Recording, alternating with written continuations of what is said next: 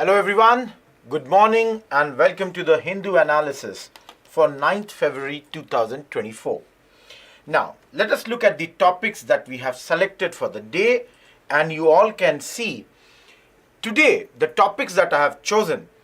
A lot of them I have put in yellow font and one of them I have kept in white font. There are 8 articles on this day, on this particular slide. And why I have kept 2 different colors for this? Because I'll tell you the reason. The 7 articles which are in yellow, I have covered them in the last 7 days. I'll just now show to you that I have covered them in the last 7 days. Why I'm telling you this? Because a lot of you have been writing to me, and even in the classes you have been asking that newspaper reading is taking a lot of time. How should we bring down this particular time? So this happens mainly on account of those people who regularly attend the newspaper. For example, I'm not quoting a very long period also. I'm only talking about the last 7 days. From 2nd February and today we are on 9th February. I'll show you. Let me first of all tell you what are the topics that we have chosen for the day. These are the 7 and 8 topic, and 9th, 10th are on the next slide. The first topic is charting a path for the population committee. Second is towards uniformity. This is regarding UCC. The third is preferential treatment of most backward is not tinkering with presidential list, Supreme Court. The Paytm Payments Bank debacle is the fourth one. Fifth, which is a new topic, MPC holds rate, sees FY25 inflation easing to 4.5%, growth at 7%. Sixth, Centre to scrap free movement regime with Myanmar, says Shah. Seventh, India's Kaladan project in Myanmar in limbo as rebels control key town. And the last one is Lankan Navy arrests 19 Indian fishermen. 2 topics for the prelims today.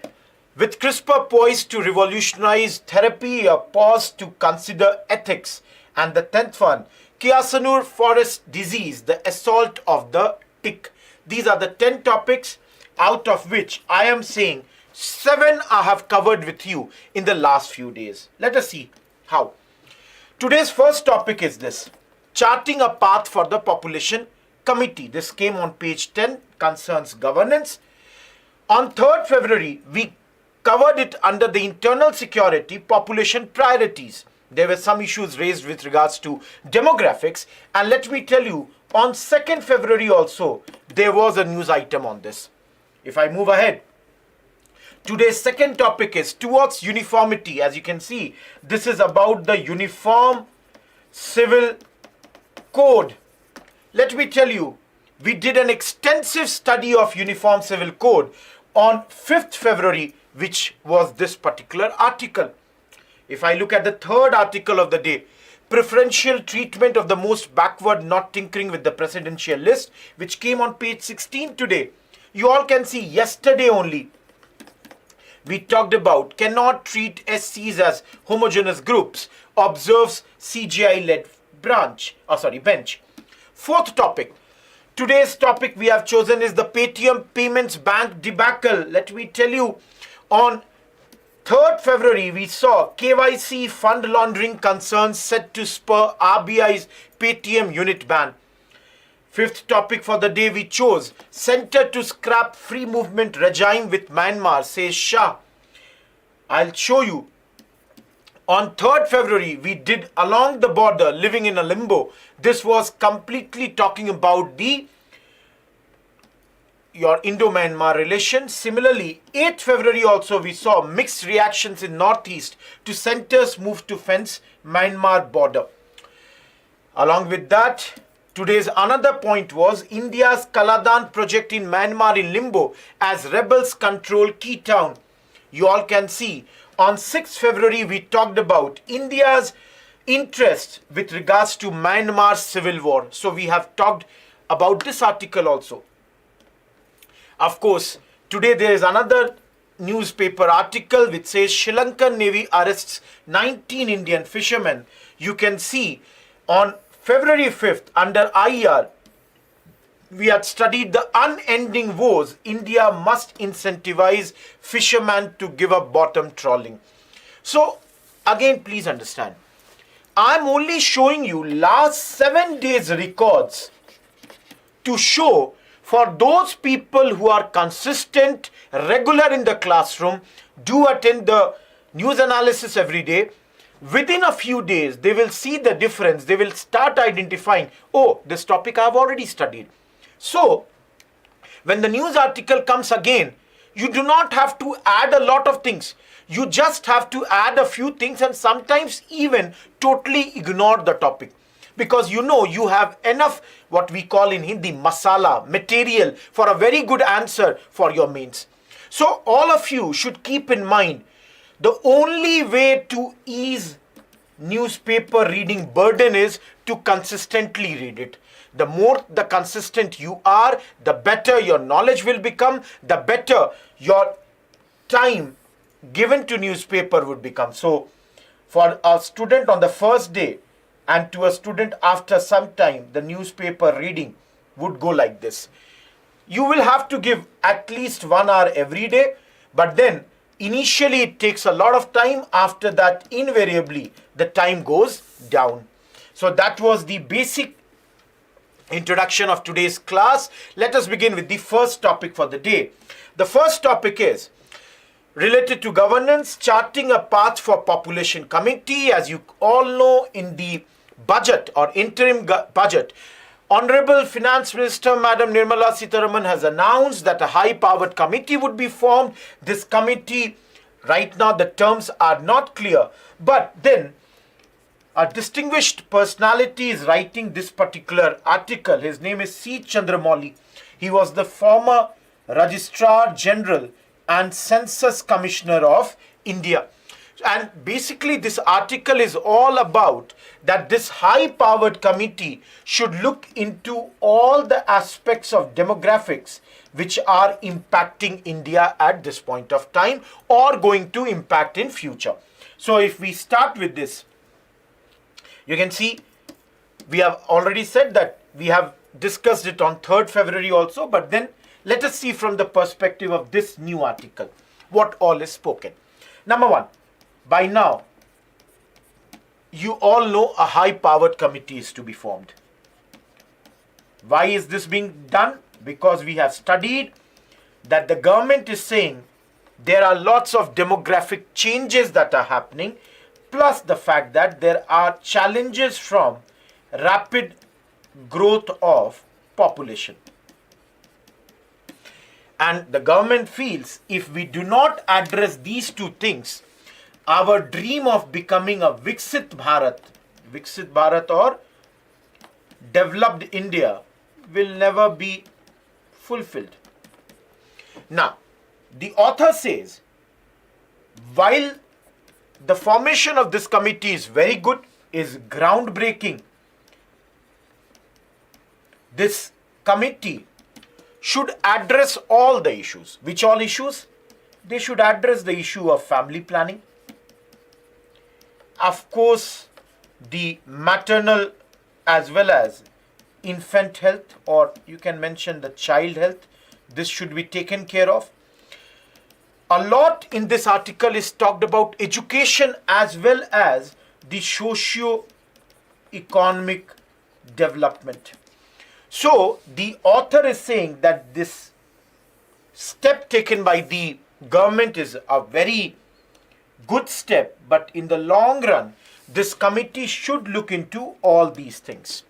And in order to look into all this, all the stakeholders, whether they are government agencies, whether they are NGOs, civil society groups, private sector, and even foreign bodies like UN and all, they should be included in this.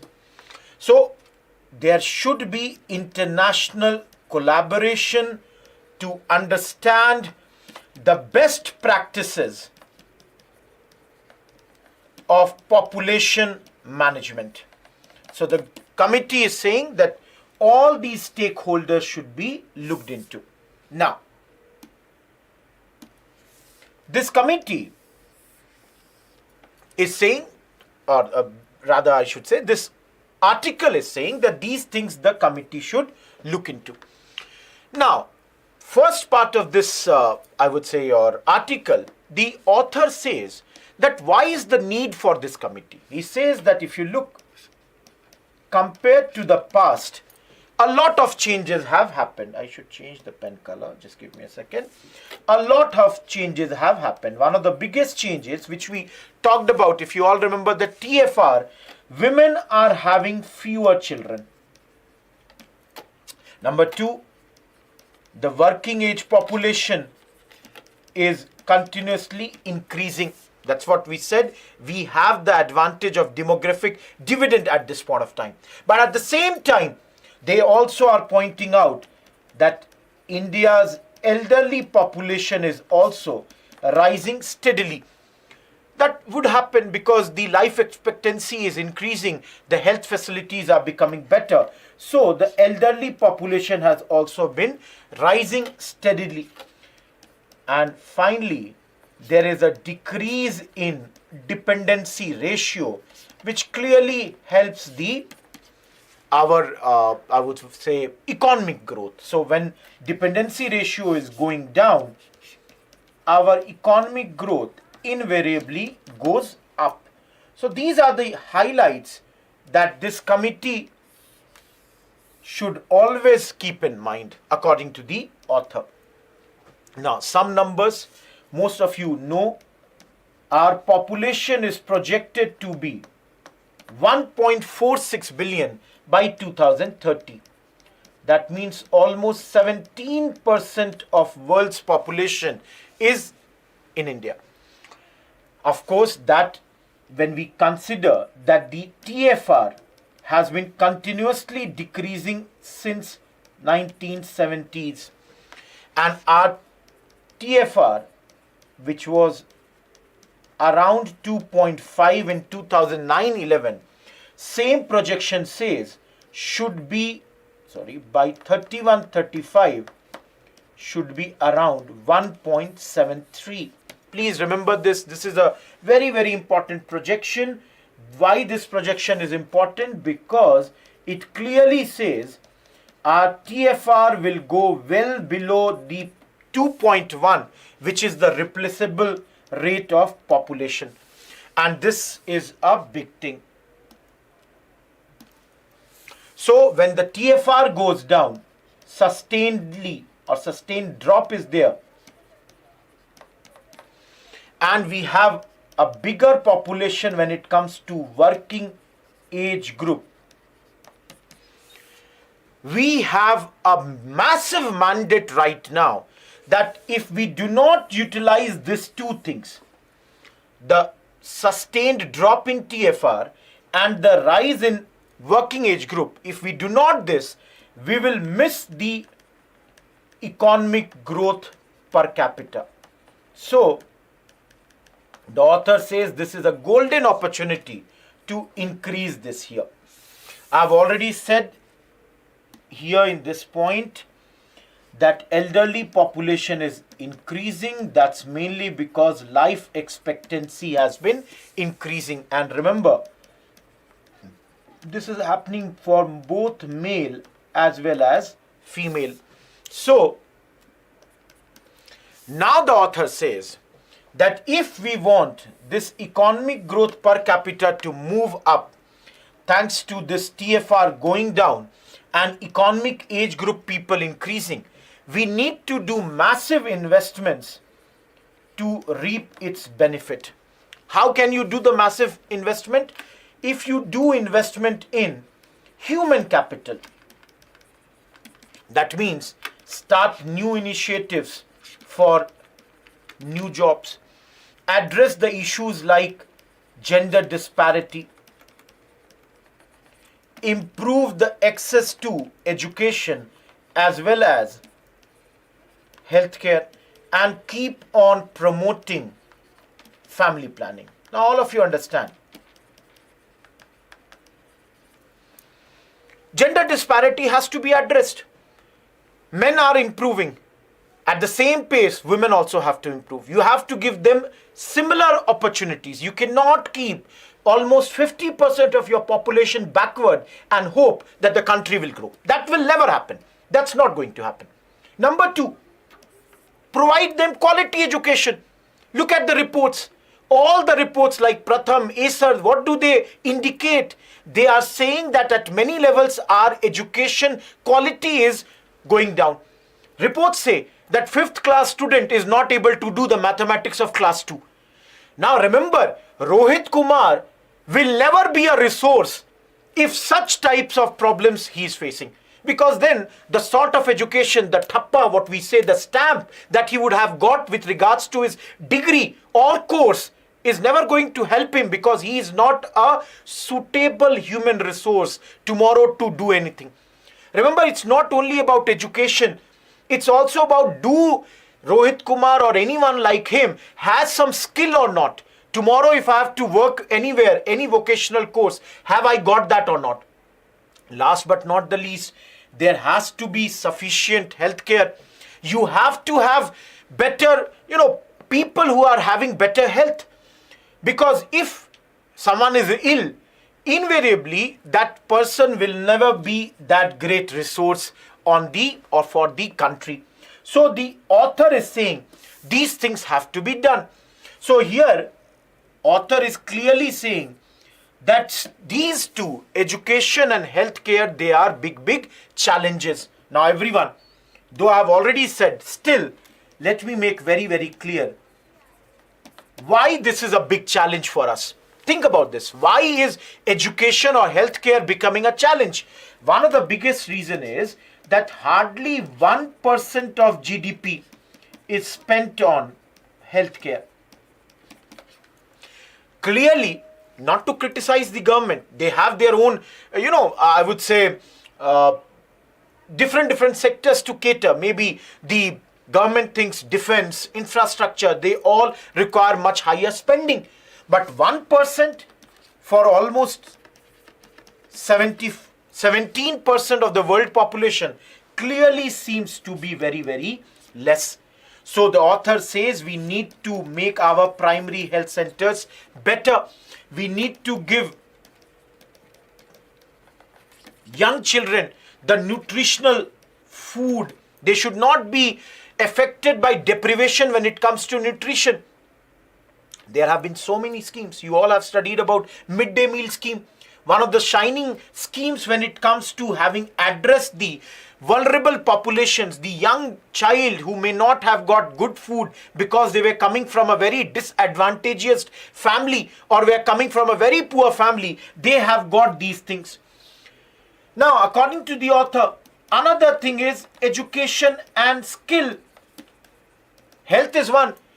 Author says, UNICEF report says that 47% of Indian youth by 2030 may not have the sufficient education as well as the skills to get a job. Now, this is going to be big problem. The demographic advantage that we wanted to have will be squandered. We will lose that. This is not going to help us. Of course, again, give something for the government. Why is this going to happen? Because the same reports say that COVID-19 pandemic, made these challenges bigger. Almost 250 million children were forced out of school. Now, 250 million is basically 25 crore. Now, when I was reading this article, let me tell you, I was really surprised. 25 crore? Because they have not mentioned this number is for the whole world or for India. Because personally, if you ask me, I do not think that 25 crore Indian children would have been moved out of the Indian education system. That should not happen. So most probably this is a number which is for the entire world. So this is a point that is being raised by the author, and he says that one of the things we can do is that pre-education or I would rather say pre-primary education, should be also brought under the RTE. That's the other point he is saying.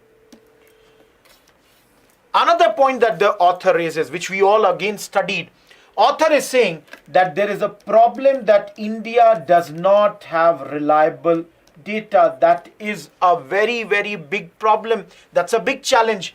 Neither we have accurate data, nor do we have timely data. And when you do not have accurate as well as timely data, your, I would rather say, your decision making or any decisions or any policy making is bound to get hampered. So the author in this article says that India must, improve its data collection methods. We should adopt digital technologies to collect the data. At the same time, we should also ensure that data remains secured and data privacy is not in question. So for this data, as you all can understand, author says timely census should be done and timely surveys should be done. And now here we can criticize the government. 2020-21 survey, the census, which got delayed because of COVID, has yet not got a date. So on this point, you can do the, criticism of the government that has to be done if the policy makers, the decision makers, they want to make a good policy. Last point in this article, which has been raised by the author, is that please collaborate. With whom?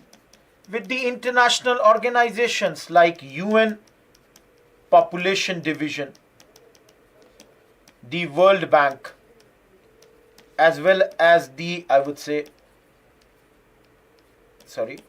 academic institutions. So you should cooperate with all of them. Now finally, I'll show you one thing. Everyone, last paragraph, see here. The author writes, India's demographic landscape presents both opportunities and the challenges for the country. You all can see, those who have been attending the CNA or the DNA every day, you would know. Go back and look into the questions that I gave you. You will see, I had given you a question last week. India's demographics are an opportunity as well as a challenge. Critically analyze. This was the question that I had given. Similar line has been given today in this article. So please understand, the questions, they always have a certain sort of pattern thinking. So the moment there will be questions on demographics, they would definitely include opportunity and the challenges both at the same time. And I hope that's done. Again, I'm repeating, this is an article that we have covered on 2 days, on 3rd February as well as on 2nd February. So for anyone who wants to understand how to lessen your burden with every day, you can see how we are doing that. Moving ahead. Now, today on page 10, in the editorial section, there was an article of polity towards uniformity, and it talks about the Uniform Civil Code. The article says that UCC is very desirable, very progressive goal for a secular country like us. But then, article also says that only uniformity without giving reasonable allowances for a country like India, which has got diverse cultural and social practices, may not be the best thing. The author or the editorial says that the UCC that has been adopted in Uttarakhand Assembly is trying to consolidate the laws related to marriage, divorce, succession amongst all the community, and as such, Uttarakhand has become the first state since pre-independence Goa which had a uniform civil code. Again, let me tell you everyone, in a big manner, we had discussed this on 5th February. We had talked about the entire civil code. We had talked about the Constituent Assembly's views. We had taken 3 views, one, pro, another one against, and another one of Dr. B.R. Ambedkar, who had an ambivalent view on this. We talked about arguments around the UCC, and we also saw what the Supreme Court is speaking about this. So if you look at this, always remember, according to this editorial, see, I always would use this word according to this, because there might be different versions. Different people may have different versions. So according to this editorial, UCC is desirable as well as progressive for a secular country like India. I've already said Uttarakhand becomes the first state after Goa to get this, and their bill or their act mainly concerns with marriage, divorce, succession. Now coming to this article criticizes the UCC bill passed by the Uttarakhand government on one ground. What is that ground? That day also we raised it. That is live-in relationship. If you remember, that day also we said that UCC passed by the Uttarakhand government tries to formalize these live-in registrations through registrations. That is, whoever is living in these live-ins, they need to get registered. Now the view of this editorial article is that this is an intrusion, and this is an unwanted intrusion. This should not have happened. Who are we, or rather, the government, to interfere in any citizen's personal life? So first of all, this editorial is criticizing that government has no business looking in anyone's personal life. On top of that, the editorial criticizes the government's policy with regards to live-in, that it says that under this there is a 3-month long prison term for non-registration. Now the editorial is saying, what is this? How can you even talk about this? Somebody just not registering the live-in relationship, how can they be put behind the bar? So they are saying, one, this is wrong. Another, how can you even think about this? Because the editorial clearly says that it exposes citizens to unnecessary inquiries, social hostility, and of course their liberty getting deprived. So the article says, that this should not have happened. Who and why is the government getting into this? But then again, I always believe any editorial is only good when it talks about, both the views. And that has happened here. The government has done a very positive thing about live-in relationship. What is that? Positive feature is, let me say this is the negative feature. The positive feature is that they have given legitimacy to any children who are born out of live-in relations. That's one positive point, that the children will be legitimate, they would get this thing. Number two, I'm sorry. Number two, there is another very positive point. In case there is a desertion, let's say one of the partner has run away, in that case also, maintenance has been mandated.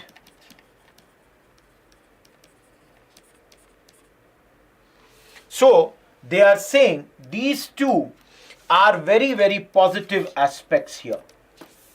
Now everyone, In this editorial, they have not talked much about the the views of constitution makers. Only slightly they have talked about Dr. B.R. Ambedkar, that he had an ambivalent view when it comes to UCC, and he always believed, if at all it has to be enacted, it should be voluntary in the initial stage. So I'm not going into the constitution makers' views. You can see K.M. Munshi and all. We had studied that day only. So not getting into that thing.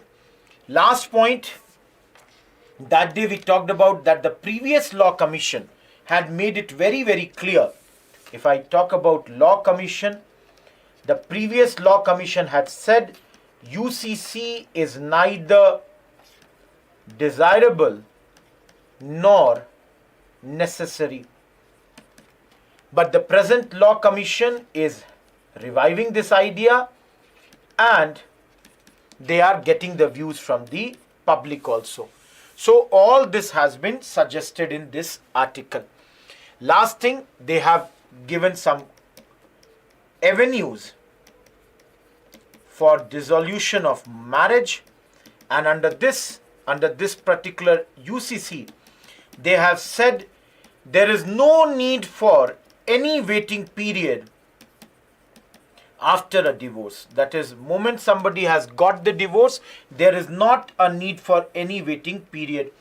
Neither a woman needs to marry another person before she marries, or I would rather say remarries, her former husband.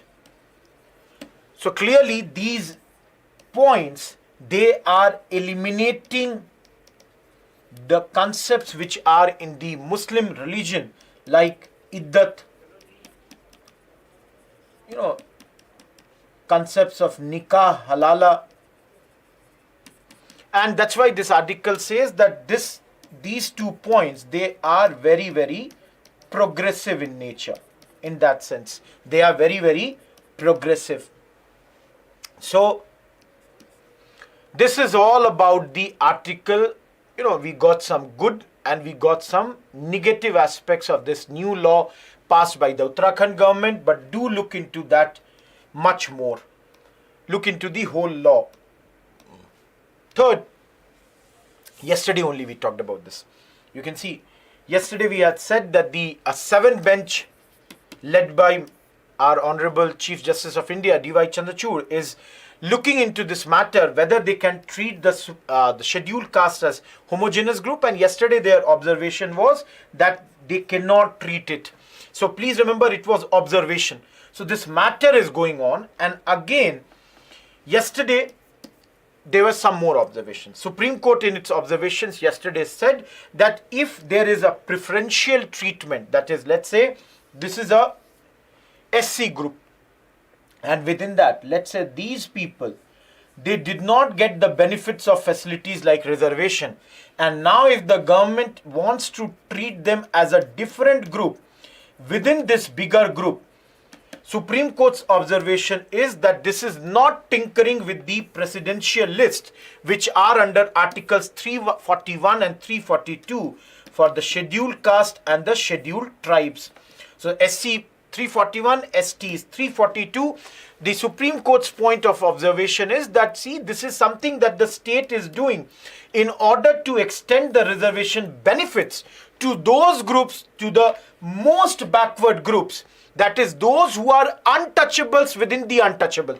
So here in this example or in this article, they will say that, let's say, consider consider scheduled castes. Now within scheduled caste, there might be a blacksmith and there might be a scavenger. So Supreme Court clearly says that if you historically look at these two communities, did they both face same degree of discrimination? Never. Everybody knows that it is the scavengers who faced much more degree of, I would say, discrimination as compared to the blacksmith. The scavengers, they would have been treated as very, very impure, and they would have been totally removed from the main circle of the society. So here the Supreme Court is saying that if the governments are planning to, extend these benefits to the more disadvantageous group, this is not wrong. So not much to speak here because most of the things we have spoken yesterday only, but still basic thrust of this article is Supreme Court is saying that it is up to the individual states if they want to give preferential allotment to the most backward groups. Most backward groups. That is untouchables within the untouchables. And Supreme Court's feeling is that this does not tinker with Article 341 and 342. These two articles are what? They empower the Honorable President to draw up the scheduled caste and scheduled tribe list. So 341 is for scheduled caste, 342 is for scheduled tribes.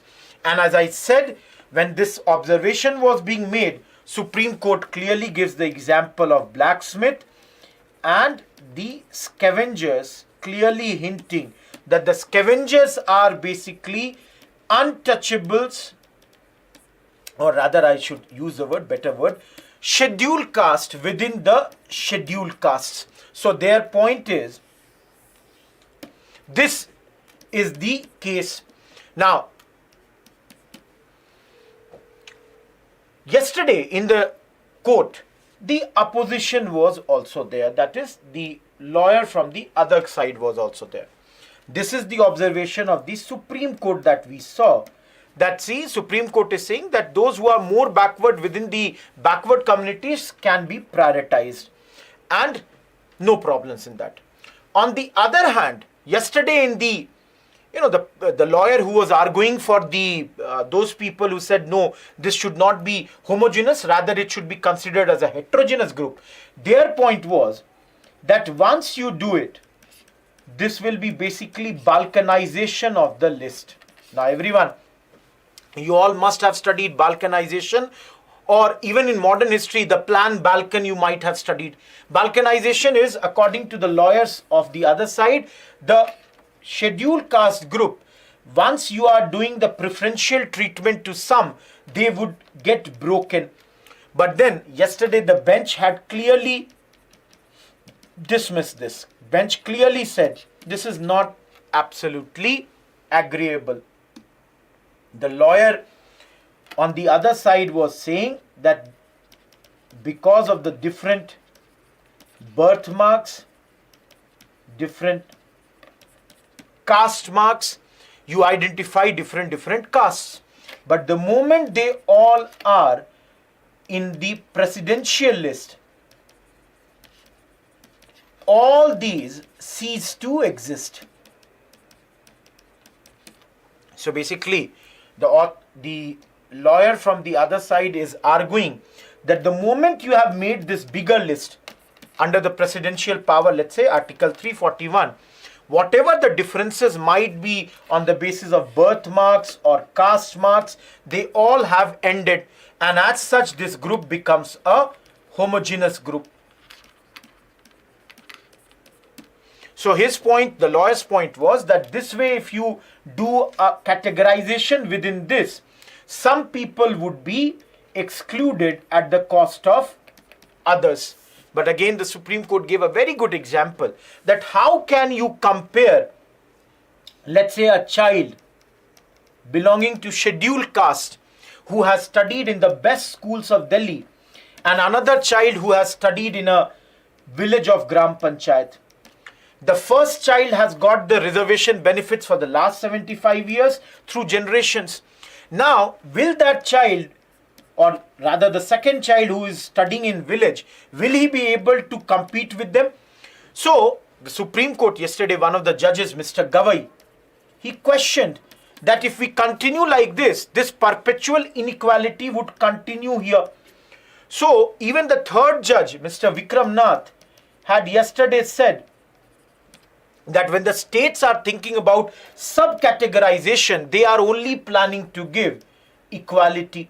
So most probably the way the Supreme Court judges had been doing the observation in this matter clearly points out to the fact that they feel that the scheduled caste community is basically not a homogeneous group, it's heterogeneous, and most probably the judgment appears to be going in that direction. We'll keep an eye on this. Last point, the lawyers of the other side were saying that if you allow this subclassification, some states may use it for the political appeasement. Now, you all know to some extent it might be correct, but let us wait what Supreme Court says on this issue also. So with that, the third topic is done. Let us move to the fourth topic. You all can see page 12, economy, GS paper 3, the Paytm Payments Bank debacle. Again, in a big way, we had studied on 3rd February last week only about the Paytm crisis, what are the issues with regards to their KYC issues, and the big money laundering concerns that have been emerging at this point. Now, if you see here, the topic is about the Paytm Bank. And you all know there is a debacle in this case. So now the first question is, why is RBI penalizing Paytm Bank, or I would rather say Paytm Payments Bank Limited? See, PPBL, from here onwards, the bank would be referred as PPBL. Guys, this action, how does it impact the services of fintech company? We have already studied that what are the concerns regarding money laundering. And the last thing is, where is this? How is Paytm, or rather I would use another, because Paytm, how does it plan to do transition? So these are certain questions that are being asked. Why penalty? What are the actions that is being taken? What are the concerns related to money laundering? And how does Paytm plan to do its services? So the first part here is,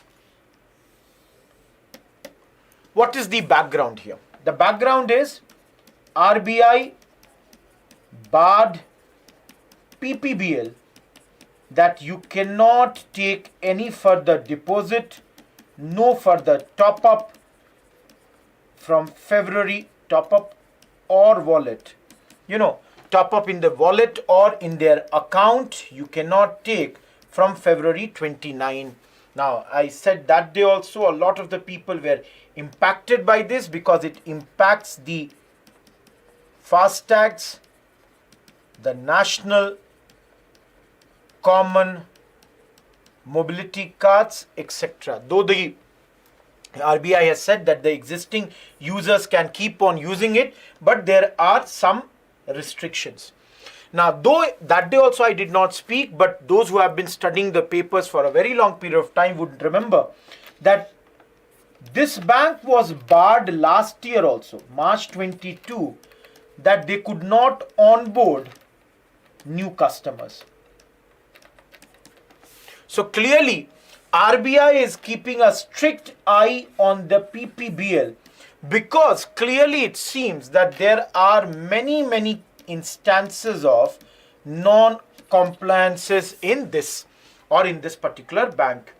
Now, if you ask the bank, they will say that they are only going to be impacted by around 300 crore to 500 crore when it comes to their EBITDA.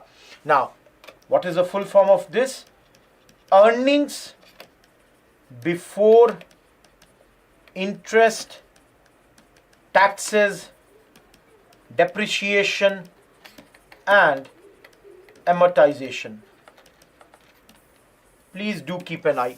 Now, see here. how the bank will do the transition, or rather I would say how the Paytm will do the transition. So Paytm is saying that for the time being, they will work with another bank, any third party bank. They will not work with PPBL. So, you know, I don't remember the name exactly of their CEO, but then in the newspaper it had come, and we don't have to remember the person's name. The CEO had said that we will be, doing the migration in 3 stages. First of all, we will find out a partner bank which is interested in that. Secondly, we shall see the commercial viability, that whether it works for us or not. And third, then we shall do the transition, that is account to account migration will happen. Now you all can understand this account to account migration would be very, very humongous, will take a lot of time. So they are planning to do this transition, but invariably it's going to take a hell lot of time. Last thing, please understand, we are not getting into this, but already in the last time we had seen that there were lots of concerns with regards to the money laundering. For example, there were reports that almost 1,000 accounts were linked to one PAN number. So there were lots of concerns regarding money laundering. Again, I'm not getting into that because we have done it extensively in the last week's discussion. So that's the debacle of the Paytm Bank. Now, first topic of the day, which we have not touched in the last 7-8 days, MPC holds rates, seeing FY25 inflation easing to 4.5%, growth at 7%. A lot of students, they ask me, sir, should we remember these numbers? No, I don't ask you to remember these numbers. What we have to focus is, because this MPC usually every year they meet 4 times, almost every quarter. So every quarter their numbers would keep on coming. We should rather know about MPC. What exactly is this committee? So this committee has 6 members, 3 coming from RBI and 3 others which are nominated by Government of India. The governor of RBI is the chairperson and ex officio chairperson of this committee. Any decision is taken by majority, and the governor has got the casting vote if there is a tie. So yesterday the decision which was taken with a majority of 5:1. So clearly no problems with this. Now, if you look at the decisions taken by this committee yesterday, again, just give me a second, I'll write here. In this, they said that they would adhere to the 4% inflation. That's the target for themselves. And they projected that for FY25, the inflation will come down from 5.4% to 4.5%. In this article, there is a mention of a term called CPI inflation. The RBI governor says CPI inflation is moderating. So what exactly is CPI inflation? It is defined as the change in the prices of a basket of goods and services that are typically purchased by any group of households. So if you ask me, not many of the technical terms, economic terms have been used. Only one term, CPI inflation, has been used, and the other one is MPC. So keep an eye on this. Now, yesterday, the RBI governor very clearly said that all these targets that we are making, all is dependent on the fact that we should have a normal monsoon. If there is not a normal monsoon, it will become tougher for us to maintain these targets or achieve these targets, which you all can understand is very logical. Apart from this, they also mentioned that geopolitical events, their impacts on supply chain, and any volatility in the international financial market, all these are the big risks to inflation. So clearly, We know last year the war between Russia and Ukraine had begun. Before, then Palestine, Israel started. Now, nobody knows about this. So, if such geopolitical events happen, the calculations will keep, definitely change. Similarly, the Ukraine-Russia attacks, or rather, let's take another example. Houthi rebels, what they are doing, they are, I would say, impacting the supply chain. They are impacting those routes which are so critical for the goods movement. Similarly, what is happening in, let's say, Maldives. Tomorrow, if by chance anything happens, that also impacts. So there would be impacts on the supply chain. And invariably, if there is volatility in the international financial market, all this is going to affect us. That's from this particular topic. Moving ahead, a very old topic, Center to scrap free movement regime with Myanmar. Shares Honorable Home Minister Mr. Amit Shah. Suspension of FMR is crucial for internal security. Manipur Chief Minister. You can see on page 7, International Relations, 3rd February, we talked about FMR. We talked about the entire Indo-Myanmar border. We talked about why fencing should be done, who is favor or who is against that. We also talked about UN Refugee Convention. Similarly, yesterday, 8th February, we talked about mixed reactions with regards to this border. Some people are very happy, some others are unhappy about this decision.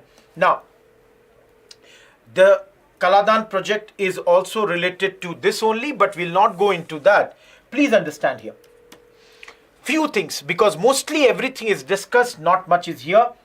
FMR, government has decided to scrap it. The government is saying we are scrapping it to maintain the demographics of northeast states, because their feeling is a lot of people from the other side are coming, settling here and changing the demographics. Now, we have already studied what is FMR. You can move on both the sides of the border for 16 kilometers, whether you are in India or you are in Myanmar. If you are any member of a hill tribe having the citizenship of either India or Myanmar, you only need one border pass. This border pass is good enough for 1 year, and every time you come, you can stay for almost 2 weeks in one visit. Now, our honorable your Home Minister says we are going to do fencing for the entire 1643 kilometer. Now, that means the FMR is going to be, that means the FMR is going to be scrapped. Now, if you look at this history of this, 1968 government notification had kept it at 40 kilometer, which was in 2004 reduced to 16 kilometer. Later, some revisions were done in 2016 also. Now, come to the point of fencing. See here. Home Minister is saying that this entire border is very, very porous. Terrain is very, very inhospitable. And because of this, lots of insurgents, they are coming and they are doing their activities in India. Now, if we do the fencing, invariably this work of the insurgents would go down. Now, yesterday also I told you, 4 states have this border with Myanmar, starting from north, Arunachal Pradesh, then Nagaland, then Manipur, and then Mizoram. Now, though it should not be asked, anyone, can you guess which state has the longest boundary with Myanmar out of these 4? Take a second and guess, though I'll tell you the answer is Arunachal Pradesh. It is 520 whereas Mizoram is close second, that is 510. So that's something that just for fun I asked you, but then you can remember Arunachal has the largest border with Myanmar. Now, please remember, this fencing is not something new decision. Union government as early as 2010 had done a fencing of 10 kilometers in More. Similarly, 4.07 kilometers in 2013-14. So remember, 2010, this was a planned fencing of 10 kilometers. 13-14, already out of that, 4.07 was completed. This was the time of UPA government. Home Minister's data or Home Ministry's data says that by 22-23, this fencing had now gone to some 6 kilometers, 6.8 something kilometer. So clearly the rate of the fencing has not been totally satisfactory, if I say.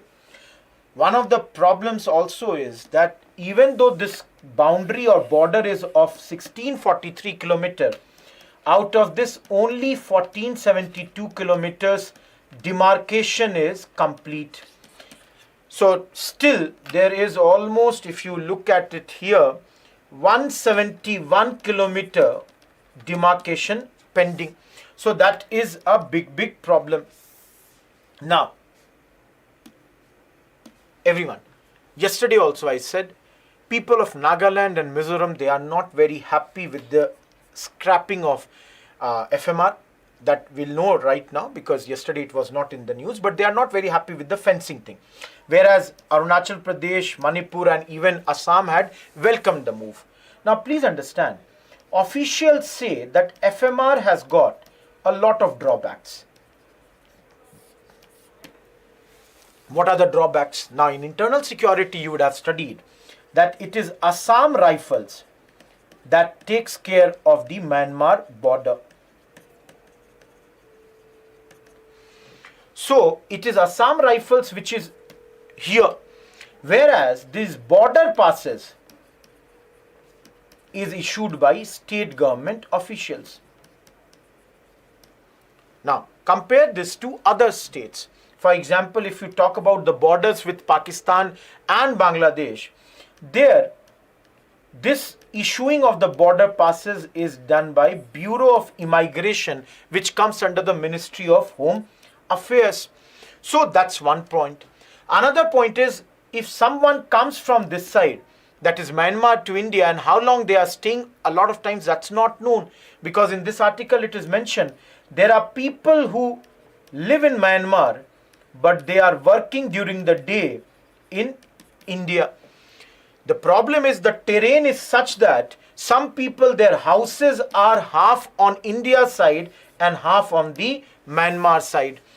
So clearly, since the announcement was made by Honorable Home Minister after a meeting with the Manipur's Chief Minister on February 3rd, where they had said that because of FMR there is a lot of insurgency that's going on, has clearly divided the people on our side. Some people are happy, others are not entirely happy with this decision. That's all from this topic. Moving ahead, again Myanmar only. India's Kaladan project in Myanmar in limbo as rebels control the key town. If you all remember, I talked Myanmar's civil war and India's interest on 6th February, where I had clearly told you that because of the developments in Paletwa has been occupied by the insurgents. Clearly it's going to impact the Indian government's Kaladan multi-modal transit transport project. Now you all can see this project. If you all see, this is the project where Calcutta was to be linked to Sitwe. Sitwe had to be linked to Paletwa, which has been now occupied by the rebels. Paletwa was to be linked to Zarempui, then comes to India, Longtai, and finally gets connected to Aswal. So this Kaladan project was aimed at connecting the port of Kolkata. I'll take the black pen. Kolkata had to be connected to Sittwe. This is the old port in Myanmar in their Rakhine or Arakan state, and that would have been connected by road to Mizoram, that's as well. You can see all the distances. Initially shipping 539, then inland water transport from Sittwe to Paletwa, that's 158, Paletwa to Indo-Myanmar border 110, and further 100 kilometer. Everything was done, mainly these roads were not built specifically on the side of Myanmar. And that's why this project, which was started as early as 2007, has not been even till date completed. Now, if you all see, let me go back here.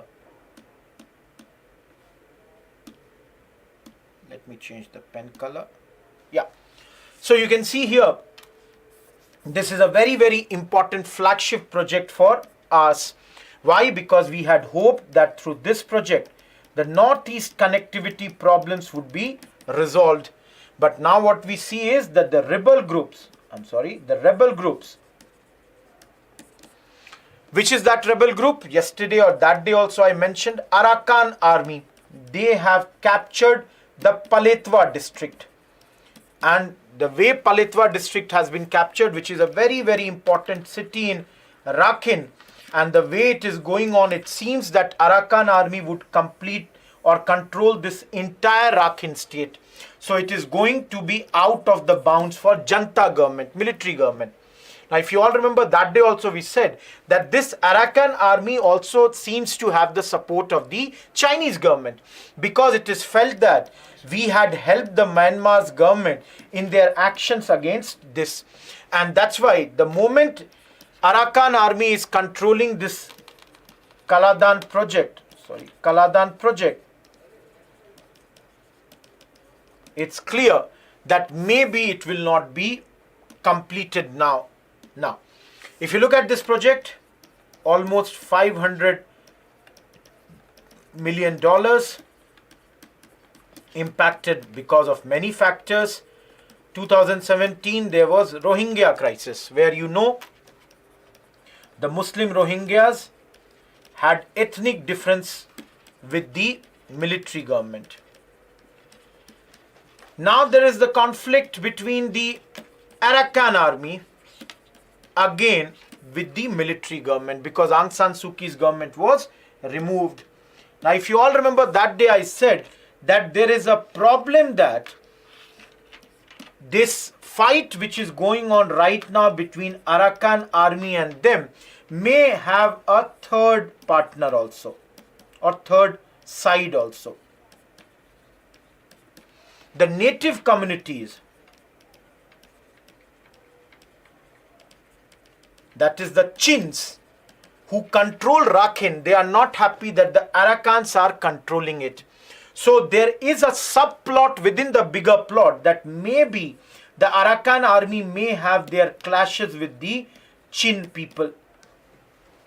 Now the sources in the Myanmar government say, they are saying that the Arakan army is having a lot of advantage at this point, and they have completely controlled the Sittwe port, which is very, very important. So that's the topic done, and we have done it many a times in the past few days. You can see this is the map. The last topic, Sri Lankan Navy arrests 19 Indian fishermen. See, this is one point of India-Sri Lanka relations, where the Sri Lankan authorities keep on arresting our people. This news item was important because for the first time, 2 people from Odisha have also been arrested. They had been taken on the ship as a helper, even though the fisheries department had made it very, very clear that only the people from, or the fishermen from Tamil Nadu should be on the board of the ships. So for the first time, the people from any other state has been arrested. This article is not that important. Just wanted to show you. We had covered this on February 5th also, and you should remember it. Let's come to the 9th topic for the day, that is related to prelims. And there are lots of points here under the science.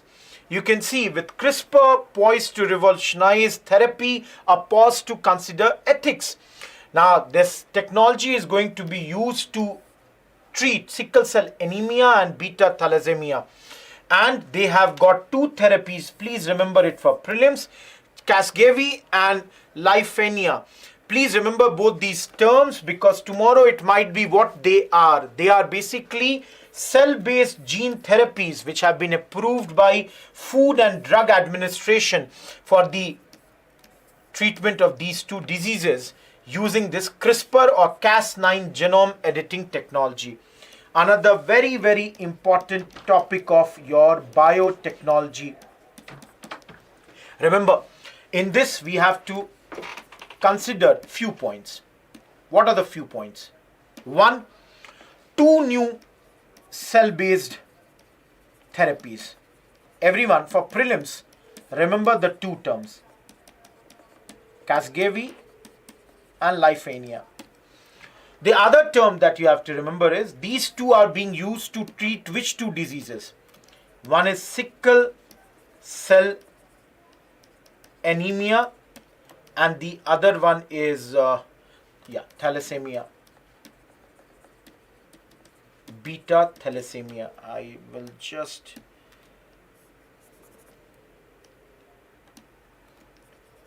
now the fourth thing that you have to consider here is which technology is being used. Now, first thing, remember the name of these two therapies. They have been approved by FDA. These two therapies are going to be used to cure these two diseases. Now, some of you might have the idea, sickle cell anemia is again an inherited disorder where RBCs contort to a sickle shape because there is defective hemoglobin. Because of the defective hemoglobin, this happens. And beta thalassemia is a blood disorder, again, which reduces the production of hemoglobin. So you can understand these two technologies or these two approved methods are going to cure two diseases, both of them which are concerning hemoglobin, either defective or less number of hemoglobin. Now, what is CRISPR? See, it's a basically feature of the bacterial immune system, which is the base of these two therapies.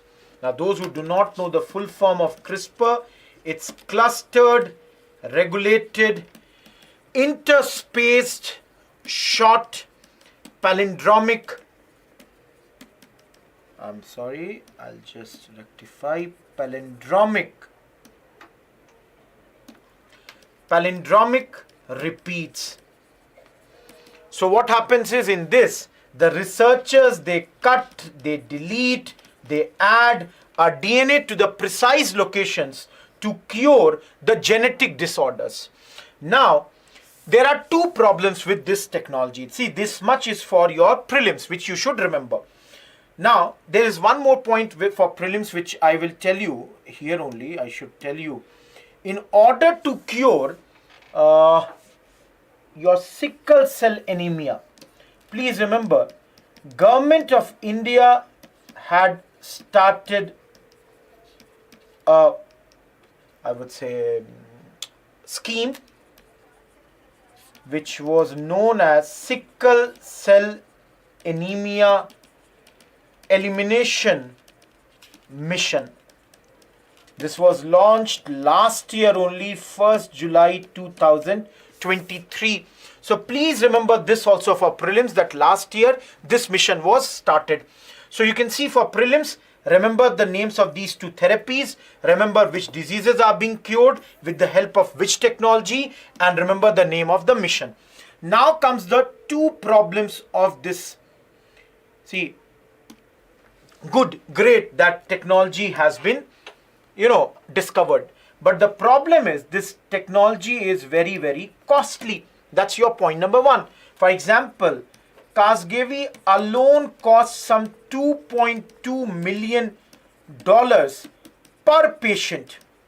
Now you can imagine this is a big, big number 2.2 million is almost 22 lakh multiplied. If you take 80 rupees, it's 17.6 crore per patient. So this is very, very costly. Number two, here only there is a word mentioned in this article that present day hydroxyurea, a medicine which is used to cure this sickle cell anemia, in itself is not that easy for the patients to get. And mostly the tribal population, they get affected by this because they have limitations with regards to healthcare access. The other problem that the writer is mentioning in this is that there is a problem with regards to ethics.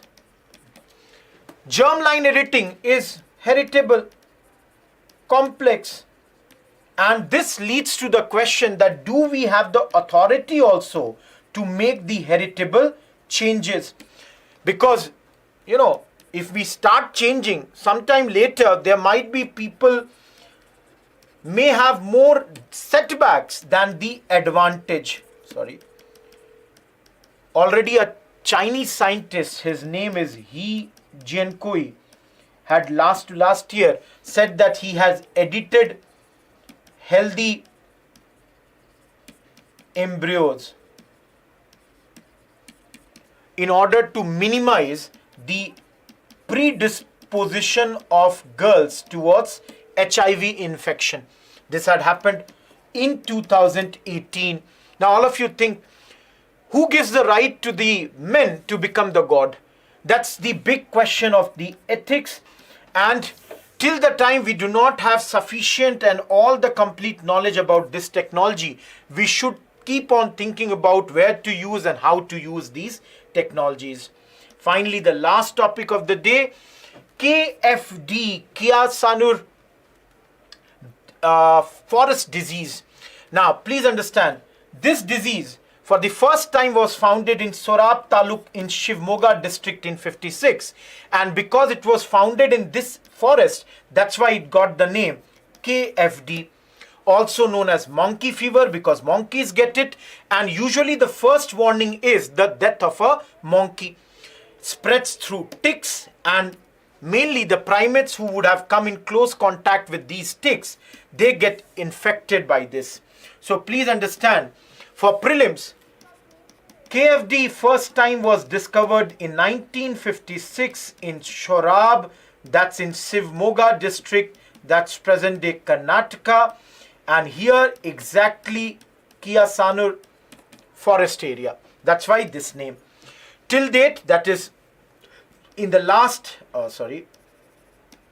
78 years, no, in the last 68 years only. In the last 68 years, 560 people have died because of this, which is also known as your monkey fever. Happens through ticks.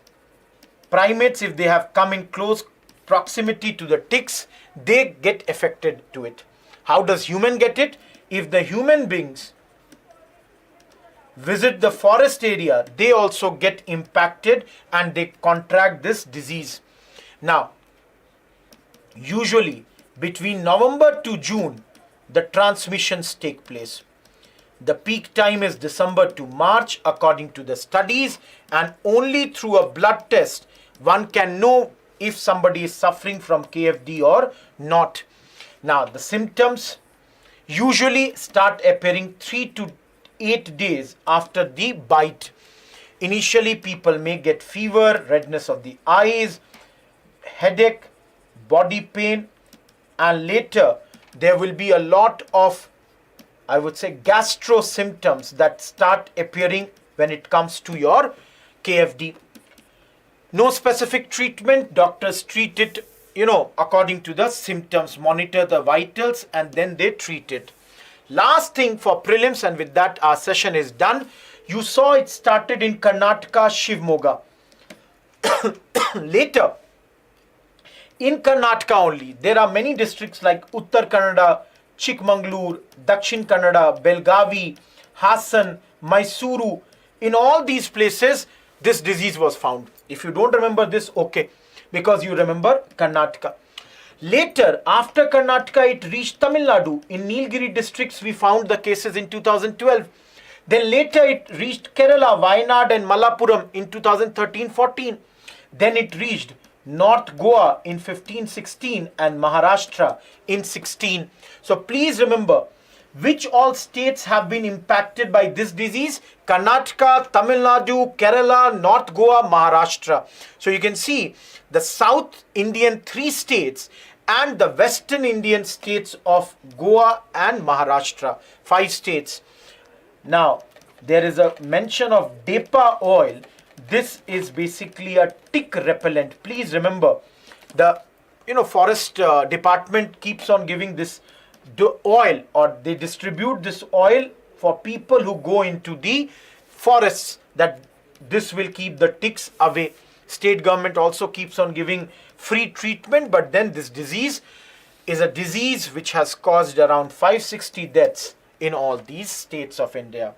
With that, we are done with this whole discussion. There are 2 main questions. One is, gene editing technologies are path breaking but also bring with them ethical challenges. Critically analyze, 150 words. And how successful and challenging is India's neighborhood first policy in light of the developments of the recent times? Comment, 250 words. One question from biotech, another question from IR. Do practice it, and do subscribe, like, comment on the video if you like it. And if you want to have a one-to-one counseling, do fill the forms. We would be more than happy to help you. With that, let's wrap up the session for 9th February. Goodbye. Thank you.